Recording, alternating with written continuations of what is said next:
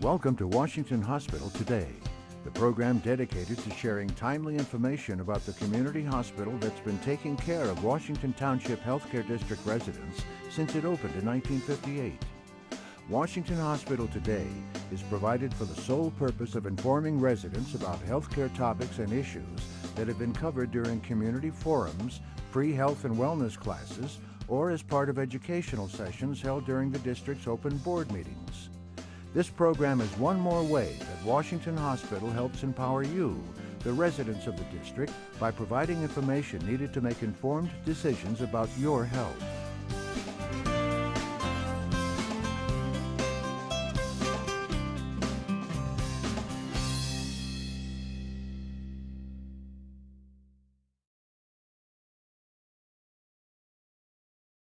Today's presenter is Maggie Villagomez. Maggie Villagomez received her undergraduate degree from San Jose State University. Her postgraduate internship was done through San Jose State and included training here at Washington Hospital. Maggie's professional career at Washington as a registered dietitian includes providing nutritional care for patients in the hospital. She also does specialty work with the infusion and pulmonary rehab programs. Maggie is a member of many professional organizations, including the Academy of Nutrition and Dietetics and the American Society for Parenteral and Enteral Nutrition. So in 2006, approximately 2.3% of the U.S. adult population, which is about 4.9 million people, consistently followed a vegetarian diet, which meant that they didn't eat any meat, poultry, or fish. And a vegetarian diet is formally defined as one that does not include meat, poultry included, or seafood, or products containing those foods. However, the term vegetarian can mean many different things to different people, as there are more than one type of vegetarian. So here, if you look at this chart, the first type and the most strictest type of vegetarian is a vegan. And vegans avoid all meat, poultry, fish, dairy, and eggs, and even foods with small amounts of added animal products, or those that involve animal processing. So for example, you think vegetarians or vegans could eat pasta because it's a grain. However, if it's egg noodles, they won't eat them because they contain egg. So there are little things that they definitely stay away from if they have any kind of egg or dairy or meat products in them. Then we have the lacto-vegetarian, and the lacto-vegetarian eat meat, poultry, they avoid meat, poultry, fish, and eggs, but they do drink dairy. They eat dairy products. Then we have a lacto-ovo-vegetarian, which again avoids meat, poultry, and fish, but they do include dairy as well as eggs. And then a pescatarian, again, they're getting like a little more less strict. So now we're looking at pescatarians, which do include dairy products, they do include eggs, and they include fish. So they still stay away from meat and poultry, but now they are eating fish. And then we have a flexitarian. And a flexitarian generally also follows kind of a more relaxed diet, but they eat meat on occasion. So maybe, the majority of the week they may follow a vegetarian diet, but then maybe on the weekends or once a month they do eat meat. So they give themselves that flexibility to eat meat. So as you see, there's a lot of different types of vegetarians. So why vegetarianism? Why are people becoming vegetarians, or why are people vegetarians? So number one is religious reasons. Vegetarianism is strongly linked with a number of religions that originated in ancient India. So Hinduism, Jainism, Buddhism, and Taoism, and it's considered an expression of faith. It's the way that those followers express, their faith to that religion. We also have health reasons. People become vegetarians to lower the risk of certain diseases or to curb obesity and limit weight gain. Vegetarians appear to have lower levels of the bad cholesterol, which is the LDL cholesterol, lower rates of blood pressure and type 2 diabetes, plus a lower body mass index and overall lower cancer rates. Many consumers are also trying to avoid ingesting non-therapeutic antibiotics, such as those routinely given to animals to enhance growth, especially in factory farm settings that bring a high risk of disease. Scientists suspect that such routine use encourages antibiotic use. So think about when you get sick and a doctor gives you antibiotics, and sometimes they have to give you multiple antibiotics because the ones you're taking are not fighting off that infection. It could partly be because we consume so much meat that contains antibiotics that now our body has become immune to those medications. And now we have to take stronger medications and different antibiotics to fight off those infections. So according to the University of California school system, total non-therapeutic use of antibiotics in livestock production is approximately 78% of all antibiotics consumed in the US. So we're taking in more antibiotics from meat consumption than we are for illness. So that's really scary. People also become vegetarians for environmental, humane, and ethical reasons. Meat production for consumption is thought to be physically taxing on the earth, which we're going to get into on the next slide. And concerns with how animals are treated prior to slaughter are also a driving force behind people becoming vegetarians. Many of you have probably heard or seen videos on the internet where they show some slaughterhouses and how they treat their animals before they put them to death. And for some people, those videos are horrific enough, to make them stop eating meat. So again, it's a humane thing for a lot of people. They just don't like that mistreatment of animals. So I know this chart is very small, but it basically shows you how meat production makes a greater impact on the land than fruits and vegetables do. So the little cars represent how far a product must travel to make it into our stores. And the further they go, the more greenhouse gas emissions they produce. Greenhouse gases are pollutants that trap heat and make the planet warmer. So you've all heard of global warming. Global warming can cause extreme heat waves that can kill our crops, they can dwindle our water reserves, and they put our elderly and children at higher risk for heat-related health effects. Scientists say that unless we curb the emissions that cause climate change, average US temperatures could be 3 to 9 degrees higher by the end of the century. So just from that global warming, our Earth can automatically, just get warmer, which is not a good thing, as we're in a drought right now. So you can see fruits, veggies, well, you probably can't see it too well, but fruits and vegetables and dairy and grains are kind of near the top in the green.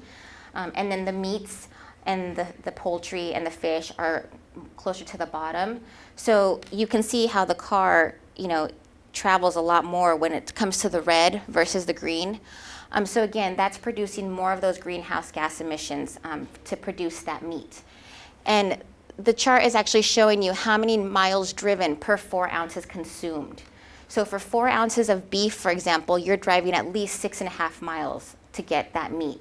And think about it, when you go to a steakhouse, the steaks could be anywhere from 8 to 16 to 24 ounces. So you're doubling, tripling that number. So you don't realize how far your meat has to travel to get to you. So really quickly, I just want to talk about what Washington Hospital is doing to contribute to sustainability and to, kind of gearing more towards plant-based diets. We have an urban garden here, which is near our heliport, which is where our helicopters land. It's actually right by our employee parking lot. And so all the fruit and vegetables that we grow there are organic, and we use them in our cafeteria meals. So it's a nice visual for our employees to see that, you can really put a garden anywhere. As long as you give it a little TLC, you can grow fruits and vegetables pretty much anywhere. And it's so nice because we literally take them, a few hundred feet, and they're in our cafeteria and they're in our meals. We also partnered with the local produce vendor, which is Bay Cities Produce out of San Leandro. And they help us bring our patients and customers local produce grown in California. So they only work with local farmers. And so then we work with them. So, we get good deals, good prices on organic foods. And at the same time, we're helping those small farms kind of grow their business and feed their families. We're also part of the Local and Sustainable Purchasing Initiative, which challenges hospitals to evaluate the purchasing patterns of their food service department and shift toward local and sustainable options. A lot of hospitals aren't part of this initiative because it is hard to do. It's a lot of work on their part to try to meet the standards for this initiative.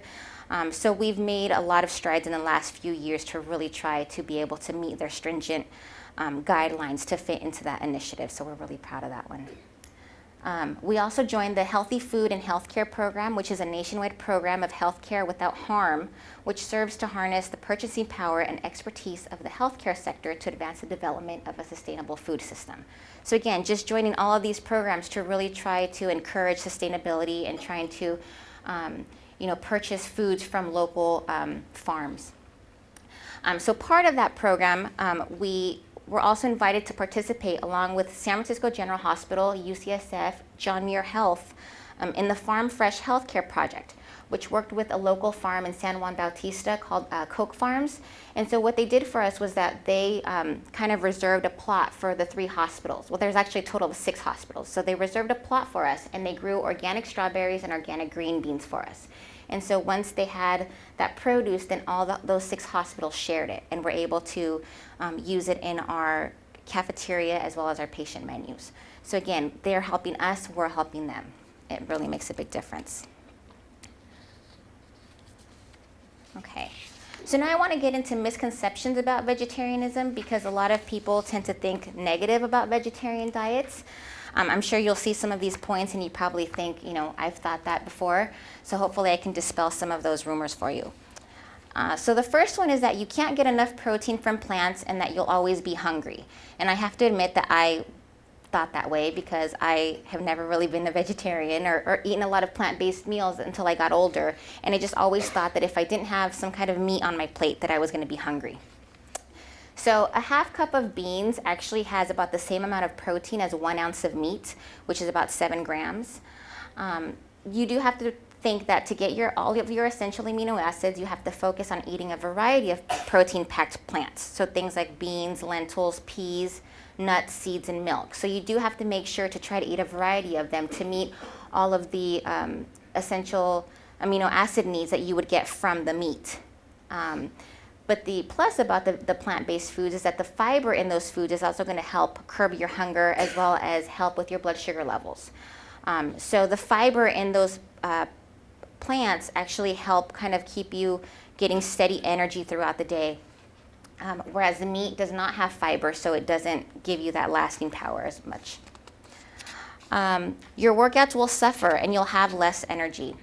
A vegetarian diet fuels performance just as well as a meat-based diet, as long as you're careful to seek out other sources of certain nutrients that are more commonly found in animal products, like protein and vitamin B12. And most people actually have more energy after switching to a vegetarian diet if they cut out processed foods and replace them with iron-rich foods like spinach, lentils, and beans.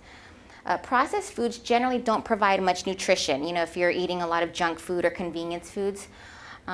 So if you're replacing those foods with those iron-rich foods, you're going to automatically get more of those nutrients that you need for energy. If you think of a person who's anemic, it means they're deficient in iron, so they tend to be really fatigued and weak. So if you're eating more of those iron-rich foods that kind of come naturally in a vegetarian diet, you're actually going to notice an increase in energy. But you always have to remember to eat those iron-rich foods with vitamin C enriched foods like tomatoes and citrus to enhance the absorption of that iron. So you always have to eat those together. Meatless diets aren't safe for pregnant women or children. So the nutrient and energy needs of pregnant and lactating vegetarian women do not differ from those of non-vegetarian women, with the exception of higher iron recommendations for the vegetarians. And the growth of lacto-ovo vegetarian children, which are the children that do eat eggs and do drink dairy, is similar to that of their non-vegetarian peers, as long as they're consuming high-quality protein-packed plants, like I said, lentils, beans, peas, and then the use of some refined foods. So things that are fortified with vitamin D or with calcium or with iron, such as fortified cereals, fortified pastas, breads, juices. And so all of these can help vegetarian children meet their needs. I think a lot of people are always concerned that children need meat and need, animal protein to grow properly, and that's actually not the case. Vegetarian eating is expensive. Meat is actually one of the priciest groceries money can buy, at an average of about $3 a pound. So on average, vegetarian eating tends to be less expensive. Obviously, if you're buying everything organic or things that aren't on sale or not in season, it can get pricey. But your other options would be to consider buying frozen, or even better, grow a garden yourself. It has to be all or nothing. This is another misconception that people think either I'm vegetarian or I'm not. I can't, there's no gray area, I have to follow it completely. But as you saw on that first slide, there are flexitarians, which eat meat, on occasion. So trimming your meat habit, even just a little, could still cut your risk of cancer, heart disease, and diabetes. A 2009 study found that if women were to eat only 9 grams of meat per 1,000 calories, 21% fewer women would die of heart disease. So even a small decrease in your meat consumption does make a difference. Your meals will be boring. A lot of people also think that vegetarian meals, are boring. They're flavorless. They're not going to satisfy.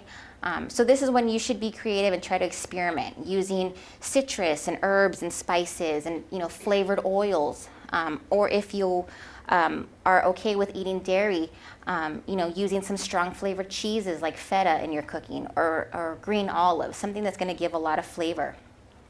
And some vegetables like mushrooms produce the 5th flavor sensation, which is called umami, which provides kind of a savory, meaty flavor. So when you saute those mushrooms before you add them to any cooking, they mimic kind of a meaty flavor in your meal. So you still get that satisfaction of that you're eating something kind of, meat-like without actually eating meat. That's why they have those like portobello mushroom burgers in restaurants, because they tend to have that meaty flavor, and so it tricks you into thinking you're actually eating beef. So this is the vegetarian food guide pyramid. This pyramid is geared more towards vegans because they want to show you the bare minimum that you would need to get all of your nutrients on a vegetarian diet. And then as if you decide that you want to be, or if you are a lacto-vegetarian or a lacto-ovo-vegetarian where you are including dairy or eggs, then you can go ahead and add those foods on top of these here. But vegetarians do need to focus on some key nutrients, which include vitamin B12, calcium, zinc, and vitamin D. So fortified food products such as breakfast cereals, milks, even alternative milks like soy or almond milk if you're lactose intolerant, and fruit juices can provide these nutrients in adequate amounts if eaten regularly on a lacto-ovo vegetarian diet. So again, that diet that is where you include dairy and eggs.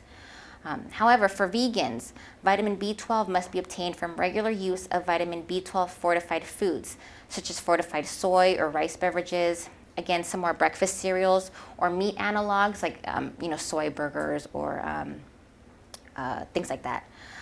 Or there's a nutritional yeast that's called Red Star Vegetarian Support Formula. Otherwise, a daily vitamin B12 supplement is needed. If you're not familiar with this Red Star yeast, it's a nutritional yeast that can actually be sprinkled on foods, and it provides a cheesy flavor to your foods while providing all the necessary B vitamins that you need for proper growth. So we do have some here. Anna was able to get some, so you can taste a little bit later, and you'd be surprised it really does smell a little bit like cheese. Omega-3 fatty acids can also be of concern in vegetarian diets. 2 crucial omega-3 fatty acids are DHA and EPA, and they're very good for you because they can benefit your cardiovascular health by lowering your triglyceride levels and your blood pressure. But they are primarily found in certain fish, things like salmon, mackerel, and tuna. So if you don't eat fish, you'll have to get your omega-3s either from foods like flax seeds, walnuts, or canola oil, or then you can take a fish oil supplement as well. In addition, some brands of eggs, milk, orange juice, and margarine are now fortified with omega-3 DHA, so you just have to check the labels. So I was just at the store the other day, and Smart Balance has their spread, and they do have one that says fortified with omega-3s. So it's just a matter of reading the labels. So back to the title of our class, which is Meatless Monday. It's not just a catchy title that we came up with to try to get you all to come in here. It actually is an international campaign that's endorsed by the Johns Hopkins School of Public Health that encourages people not to eat meat on Mondays to improve their health and the health of the planet.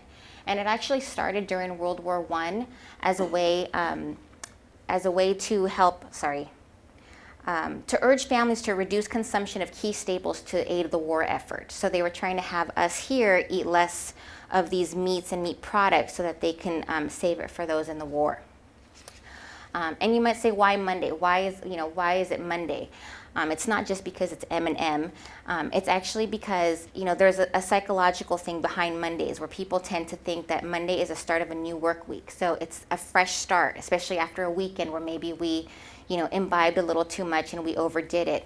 Mondays is always a day that you say, I'm starting brand new, I'm starting fresh, I'm starting my diet, I'm starting my exercise plan, whatever it is. So it's a constant reminder every week that, if you kind of fudged a little bit and messed up this one week, then the next week you can start all over again on Monday. People always have this renewed sense of, renewal on Monday that they can, start all over again. So again, it's the day when individuals settle back into their weekly routine. You never see anybody saying that they're going to start their exercise plan on a Wednesday or a Friday. So Mondays is a perfect day. So any unhealthy habits that prevailed over the weekend can be forgotten and replaced by positive choices.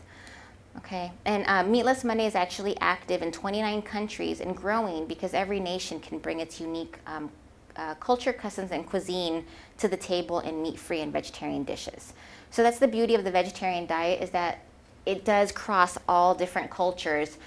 Every culture has some kind of vegetarian dish. So Meatless Monday is a nice way for them to kind of show off what their culture provides. And again, that Mondays, it's a new day to start to really try to push that those goals of vegetarianism. Thank you.